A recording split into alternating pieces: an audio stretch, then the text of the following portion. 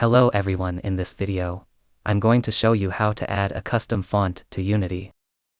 First, go to a website like 1001 Fonts and find a font you like. Download the font file, usually it will come as a .ttf or .otf file. Once you have the font, open your Unity project and simply drag and drop the font file into your assets folder. Let's directly assign the new font into the font asset slot. As you can see, it doesn't work properly this way. So instead, we need to create a proper TextMeshPro font asset. To do that, go to the project window, find your font file, and drag it onto the font asset creator window. Then, generate a new font asset from it.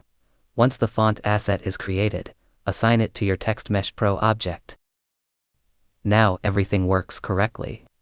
You can also customize the text, change the font size, color alignment, and much more. And that's it. You've successfully added and set up a custom font in Unity. Thanks for watching. If you found this video helpful, don't forget to like and subscribe for more Unity tutorials. See you next time.